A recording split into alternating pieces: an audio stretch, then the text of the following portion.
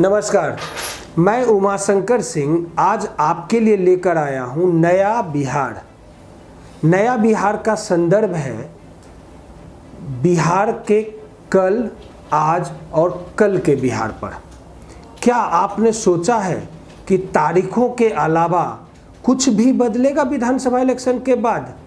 देखते ही देखते 2020 के समाप्ति पर आम चुनाव हो रहा है और हम एक नए सरकार के युग में प्रवेश करने वाले हैं। पुराने कैलेंडर बेकार हो जाएंगे, अब उनके जगह पर नए कैलेंडर आएंगे। एक बार फिर वही जनवरी, वही फरवरी, वही सब कुछ। कैलेंडर तो बदल चुका होगा, लेकिन बाकी सब कुछ तो वही रहेगा। वही सड़कें, वही अपराध, वही पुलिस, वही वादे, वही बेरोजगारी, वही जाम, मरते किसान, परेशान व्यापारी और फलते फूलते हमारे राजनेता। सब कुछ तो वही है, वैसा ही रहेगा जैसा पहले के सरकारों में था। आपको याद होगा, आज से 30 साल पहले भी एक सरकार आई थी जिसने कि हजारों वादे किए थे, फिर भी 15 साल के बाद उन्होंने अपना कैलेंडर तो बदल लिया। लेकिन उनके सीने पर पांव रखकर जो 15 साल पुरानी सरकार आई, उनके नाम पर, उनके किए गए कर्मों और कुकर्मों पर ही एक नई सरकार आई जिसने महत्वाकांक्षाओं के टॉप स्तर पर जाकर आपको एक विश्वास दिलाया और बिहार को बदलने की सोच को आप पर थोपा। लेकिन परिणाम क्या हुआ 15 सालों के बाद? कुछ भी तो नहीं बदला।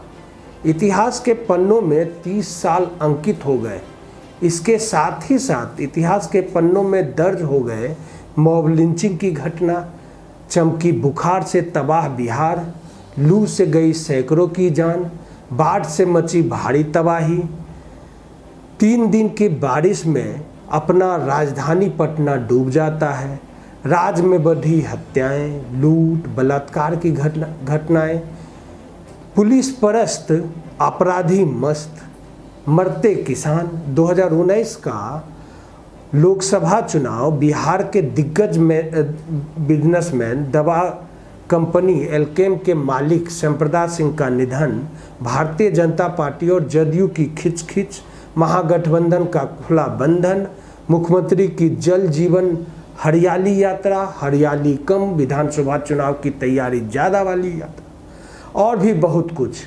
मॉब लिंचिंग की घटनाओं ने प्रदेश की काफ़ी फजीहत करवाई है। दोषियों को सरेआम भीड़ द्वारा सजा देने की घटना लगातार होती रही। लोगों का कानून पुलिस पर से भरोसा उठता नजर आया और लोगों ने खुद ही कानून अपने हाथ में लेकर शक के आधार पर कई लोगों को सजा भी दे दिया। मुजफ्फरपुर, समस्तीपुर, पूर्वी चंपारण, पटना, बेगूसराय, समस्तीपुर समेत कई जिलों में ऐसी घटनाएं लगातार होती रही। हाजीपुर में सोने की चैन चोरी करने के आरोप में एक महिला को उसके पति के सामने ही निर्वस्त्र कर पिटाई की गई थी। तो वो राजधानी के सटे मोकामा में पशु चोरी के आरोप में एक व्यक्ति की लाठी डंडे से पीट कर हत्या कर दी गई। सीतामढ़ी में बच्चा चोरी के आरोप में भीड़ ने एक व्यक्ति को लाठी डंडे से पीट कर बुरी हालत कर दी थी, जिसे पुलिस ने मौके पर पहुंचकर किसी तरह बचाया। मॉब लिंचिंग के सबसे अधिक मामले बच्चा चोरी के आरोप के कारण ही रहा। बच्चा चोरी और विपक्षी चूहा के कारनामों की चर्चा पूरे प्रदेश में रहे। गांव-गांव में लोग इस वजह से दहशत में रहे। हालांकि पुलिस और सुशासन सरकार इसे अफवाह बताती रही, परंतु भीड़ किसी भी पर जरा सा शक होने पर उसकी पिटाई करती रही और चूहा मस्ती में दारू, गांजा और पुल पुलिया को उड़ाता रहा। करीब 300 लोगों को गिरफ्तार तो किया गया, पर इसमें एक भी चूहा नहीं था। क्या चूहा कम बदमाश है? कभी पुल पुलिया को ही उड़ा जाता है। मुख्यमंत्री जी अपना छवि हर समय बहुत खूबसूरत बनाने के चक्कर में रहे और उनकी छवि पर बार बार काली कौन पोंछता था? ये चूहा महाराज। कभी गांजा चट कर जाता है तो कभी शराबबंदी में अरबों रुपए का शराब पी जाता है, या फिर मुख्यमंत्री जी के उद्घाटन से पहले कुतर कुतर के वो पुल को गिरा देता है। जबकि पुलिस और सरकार अपने स्तर से जागरूकता का अभियान भी चलाती रही है, लेकिन ये चूहा मानने वाला तो रहा नहीं। लोगों का पुलिस तंत्र और सरकार से भरोसा उठना तो था ही। प्रदेश में लगातार हत्या, लूट, अपहरण और दुष्कर्म की घटनाएं भी होती रही। पुलिस प्रशासन बेशक बेबस नजर आता ही रहा। सुशासन बाबू की खूब किरकिरी हुई। प्रदेश के अन्य हिस्सों की छोड़ें, पटना राजधानी और आसपास के इलाकों में ही अपराधियों ने लूट की बड़ी बड़ी घटनाओं को अंजाम दिया। पुलिस हाथ पर हाथ रखे धरे बैठी रही और अपराधी अपने मकसद में कामयाब होते रहे। ज्वेलरी स्टोर, बैंक, एटीएम की लूट बदस्तूर जारी रही। कुछ मामले में पुलिस अपराधियों तक पहुंचकर भी कुछ हासिल नहीं कर सकी। राजधानी से सटे 4 लेन पर लुटेरे लगातार लोगों को अपना शिकार बनाते रहते हैं। इस पर हत्याएं तो होती ही रहती है, जो कि आम ही है। पुलिस का खौफ खत्म होता नजर आया और हालत यह रही कि अब अपराधी पुलिस बल पर भी हमले करने से भी नहीं डरते। कई पुलिसकर्मी घायल तो हुए, पुलिसकर्मी कुछ तो शहीद भी हो गए। अब चलते हैं दुष्कर्म की घटनाओं पर। दुष्कर्म की घटनाएं करीब करीब हर दिन अखबारों में छाए रहते हैं। कुछ मामलों में सामूहिक दुष्कर्म के बाद पीड़िता की हत्या भी कर दी गई। हाल ही में मुजफ्फर जिले के अहियापुर थाना अंतर्गत नजीरपुर गांव में दुष्कर्म का विरोध करने पर अपराधियों ने युवती पर किरासन तेल छिड़ककर उसे आग लगा दिया गया। शेल्टर होम की घटना तो आपको याद ही होगी। खैर, मैं अहियापुर वाले मामले में था जिसके इलाज के दौरान मौत भी हो गई थी। समस्तीपुर, बेगूसराय, राजगीर सहित पूरे प्रदेश में ऐसी शर्मनाक घटनाएं लगातार होती रही और हमारी सरकार पर्यावरण, शराबबंदी सहित कुछ अन्य सामाजिक मुद्दों पर लंबी लंबी बातें करती रही। चमकी बुखार ने पिछले साल जमकर कहर बरपाया था, जिससे करीब 200 से ज़्यादा बच्चों की जान चली गई थी। सुशासन बाबू के 15 वर्षों के शासनकाल में प्रदेश के स्वास्थ्य व्यवस्था की बदहाली की कहानी कहता यह आंकड़ा समस्त बिहार वासियों को शर्मिंदा करता रहता है। लू से भी हर साल सैकड़ों बच्चों का मरना आम है। चमकी बुखार प्रदेश के लिए कोई नई बात तो थी नहीं, ना ही लू रहा। कोरोना ने लोगों को अर्श से फर्श पे ला दिया। बावजूद इसके सरकार ने इसके बचाव और पीड़ितों को बेहतर स्वास्थ्य सेवा देने के लिए कुछ भी नहीं किया। इस बीमारी ने जैसे जैसे अपने पांव पसारने शुरू किए, प्रदेश के स्वास्थ्य सेवाओं की पोल खुलनी शुरू हो गई और व्यवस्था का आलम ये रहा कि बच्चे और जनता एक एक कर मरते रहे और उसके बचाव के लिए अस्पतालों में न पर्याप्त चिकित्सक उपलब्ध थे, न नर्स, न दवाइयाँ और न ही बेड। सरकार की लापरवाही का अंदाज इसी बात से लगाया जा सकता है कि सरकार ने इन गंभीर समस्याओं से निपटने के लिए कोई आपातकालीन व्यवस्था भी नहीं की।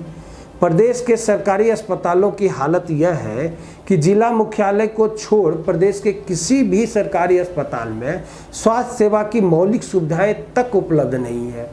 प्रदेश के अस्पतालों में आवश्यकता के आधे से भी कम चिकित्सक, नर्स और सहायक मौजूद हैं।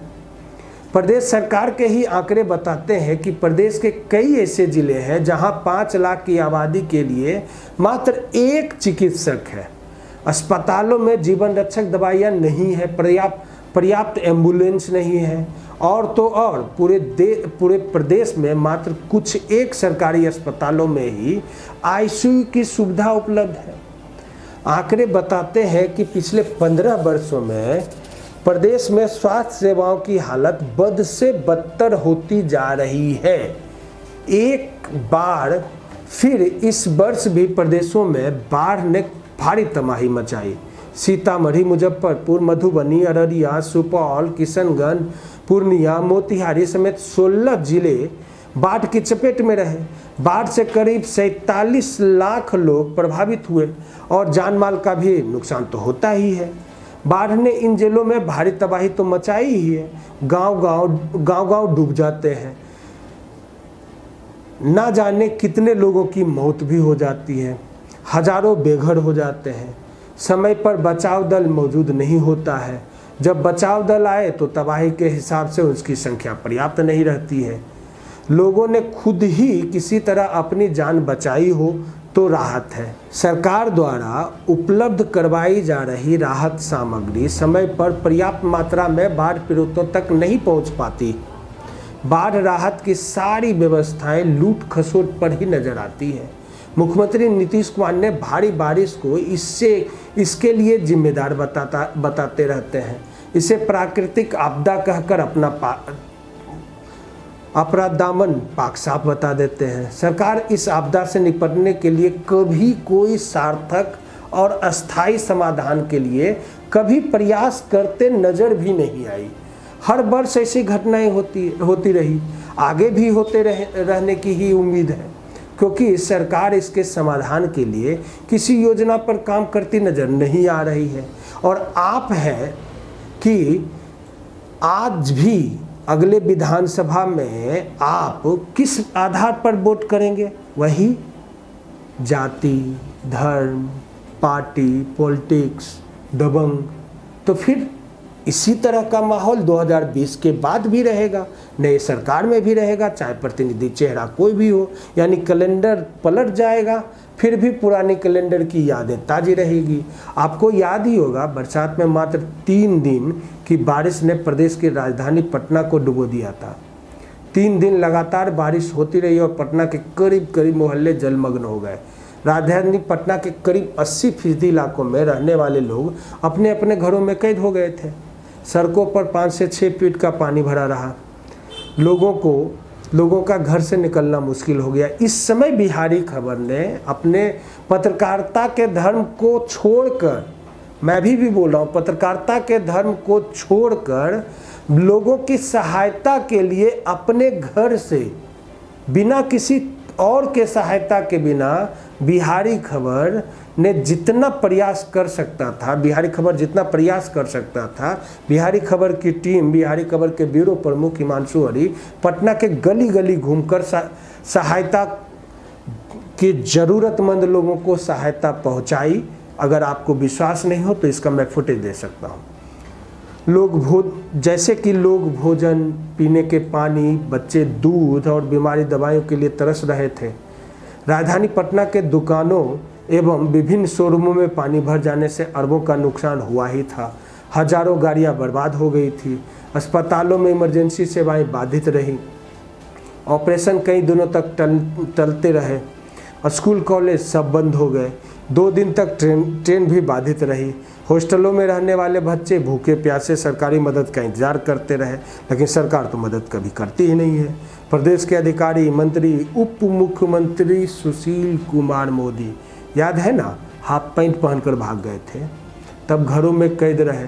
उनको पप्पू यादव जैसा नेता जाके सहयोग पहुंचाया था। और ये सब तब हुआ जब मौसम विभाग 72 घंटा पहले सरकार को अलर्ट कर दिया था। सरकार और सरकारी तंत्र सोया रहा। 2 दिन बाद जब पटना की सड़कों पर पूर्व सांसद पप्पू यादव नाव पर राहत सामग्री लेकर लोगों की मदद को निकले, तब जाकर सरकार की नींद टूटी। अव्यवस्था की स्थिति में रही कि जल निकायों के लिए बनाए गए 38 पंप हाउसों में ज़्यादातर काम नहीं कर रहे थे। जिन नालों की उगाही के नाम पर करोड़ों खर्च हुए, वो थोड़ी सी बारिश में ही ओवरफ्लो हो गए। पटना के 75 वार्डों में प्रत्येक वार्ड को सालाना 2 करोड़ रुपये दिए जाते हैं। बावजूद नतीजा आपके सामने था। अब पटना के किसी भी विधायक को, हर जगह भाजपा के ही विधायक है, किसी भी विधायक से आप बात कर लीजिए तो वो कहेंगे कि महाराज हमने तो सब कुछ सॉल्व कर दिया। लेकिन बिहारी खबर के सियासत के कार्यक्रम में जितने भी विधायक, पटना के विधायक की बात कर रहा हूँ, वो उन जितने भी विधायक हमारे सियासत के कार्यक्रम में आए, उन्होंने यही बोला कि पटना में जल जमाव की स्थिति को हमने सॉल्व कर दिया है। खैर, लूट मची है, सब कुछ होता रहा और वो भी सरकार की नज़रों के सामने। अब कुछ सालों में भारतीय जनता पार्टी और जदयू के संबंधियों के लिए याद किया जाएगा। पटना के जल जमाव की स्थिति पर प्रदेश भाजपा अध्यक्ष संजय जायसवाल ने प्रशासनिक लापरवाही कहा था। उनकी कोई लापरवाही नहीं है सर, नेताओं की कोई लापरवाही नहीं, लेकिन प्रशासनिक लापरवाही थी। उपेंद्र कुशवाहा, जीतन राम मांझी, मुकेश साहनी, जिसके पास न संगठन है न कोई उपलब्धि है, ना ही उन्होंने प्रदेश के लिए ऐसा कुछ किया है जिससे जनता उनसे अपना मत दे, बस अपनी जाति और गोलबंद कर ये राजनीतिक सफलता पाने के लिए लगे रहते हैं, जो शायद अब मुमकिन नहीं है। सही नेतृत्व के अभाव में कांग्रेस की स्थिति बद से बदतर नजर आ रही है। तो लालू प्रसाद यादव की अनुपस्थिति में उनके अनुभवहीन पुत्रों के अहम ने राजद को बर्बाद करके रख दिया है। जनता ने राजनीतिक दलों को यह संदेश दिया है कि प्रदेश में अब धर्म जाति के नाम पर राजनीति की दुकान नहीं चलने वाली है। महागठबंधन के घटक दल छिन भी नजर तो आ ही रहे हैं, तो बहुत अच्छी स्थिति में एनडीए को भी नहीं कहा जा सकता है। इन दलों के बीच के गठबंधन रह पाएगा यह कहना मुश्किल है। आज की स्थिति में लोग बीजेपी और कांग्रेस को चाह तो रहे हैं, पर नीतीश और लालू का परिवार स्वीकार नहीं है, ऐसा कह रहे हैं। अब समीकरण बदलना तय है, पर इसका रूप क्या होगा किसी को पता नहीं। अगर भाजपा और कांग्रेस बिना गठबंधन का चुनाव लड़ेगा तो शायद सरकार बनाने की स्थिति में होगा, पर अगर गठबंधन रही तो हंग असेंबली का ही रिजल्ट आना पक्का है। उम्मीद के घोड़े पर आम आदमी पार्टी और प्लूरल्स पार्टी सवार तो है, पर सरकार बना ले वो गुदा उसमें तो दिखती नहीं है। पिछले सरकार की भांति ही इस सरकार में भी प्रदेश के किसान बदहाल रहे। कहीं किसान बाढ़ के पानी से तबाह रहे तो कहीं सुखाड़ के कारण। दलहन उत्पादक मोकामा बरहिया टाल क्षेत्र के हजारों एकड़ जमीन में बुआई तक नहीं हो पा रही है। इन क्षेत्र में पानी निकलने की काफ़ी वक्त लग जाता है और तब तक बुआई का समय निकल चुका होता है। किसानों के बार बार इस संबंध में संबंधित विभाग और मुख्यमंत्री को आवेदन देने के बावजूद जल निकासी के रास्तों को अतिक्रमण मुक्त करने के लिए राज्य सरकार ने कभी कोई ध्यान ही नहीं दिया। परिणाम स्वरूप क्षेत्र के किसान लगातार संकट से जूझ रहे हैं। इन क्षेत्र के किसानों ने मुख्यमंत्री को पत्र लिखकर इसे आपदा घोषित करने और किसानों के लिए मुआवजे की मांग की है। अब देखना है कि सरकार उनकी मांगों पर गौर करती है या नहीं करती है। इलेक्शन से पहले मिल जाएगा। इसी तरह पर पूरे प्रदेश के किसान और खेती से जुड़े लोग विभिन्न प्रकार के समस्याओं से पिछले वर्षों की भांति इस वर्ष भी जूझते रहे और आगे भी ऐसी ही संभावना बनी हुई है। जबकि यदि हमारी सरकार गंभीरतापूर्वक कृषि क्षेत्र पर अपना ध्यान दे तो इसमें कोई शक नहीं कि खेती और खेती से जुड़े अन्य कार्यों से जुड़कर प्रदेश के युवाओं को आसानी से रोजगार मिल सकता है और बिहार बदहाल नहीं खुशहाल प्रदेश हो सकता है। परंतु न हमारी पिछली सरकार ने कृषि और कृषि से जुड़े व्यवसाय पर कोई विशेष ध्यान दिया, न ही वर्तमान सरकार ही इसके लिए गंभीर नजर आती है। बिहार की राजनीति में एक चेहरा उभर कर आया था जिसने एक साथ सत्ताधारी जदयू के सभी नेताओं को पस्त कर दिया था, प्रशांत किशोर यानी पीके। नीतीश के बाद जदयू के सबसे बड़े नेता बनकर उभरे थे पीके। आपको याद ही होगा एनआरसी के मुद्दे पर जब पीके केंद्र सरकार के खिलाफ आवाज़ बुलंद कर रहे थे तो लगातार इसके खिलाफ बयान दे रहे थे। तब जदयू के सारे दिग्गज माने जाने वाले नेता पीके के खिलाफ खड़े हो गए थे और मामला पीके के इस्तीफे तक पहुंच गया था।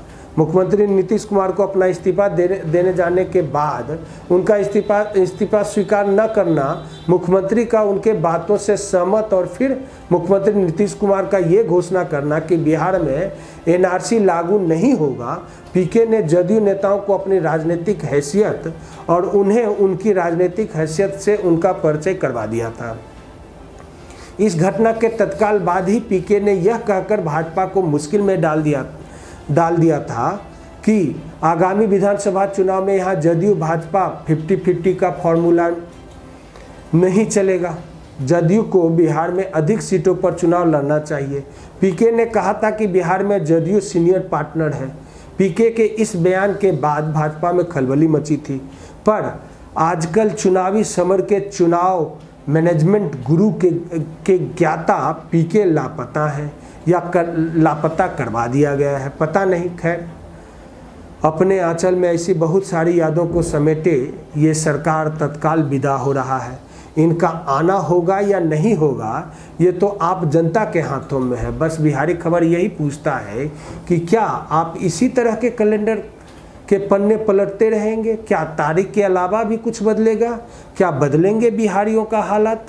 उम्मीदों से भरा एक नया सरकार आएगा जो खास होगा, क्योंकि हम बिहार में लोकतंत्र का महापर्व मनाने वाले हैं।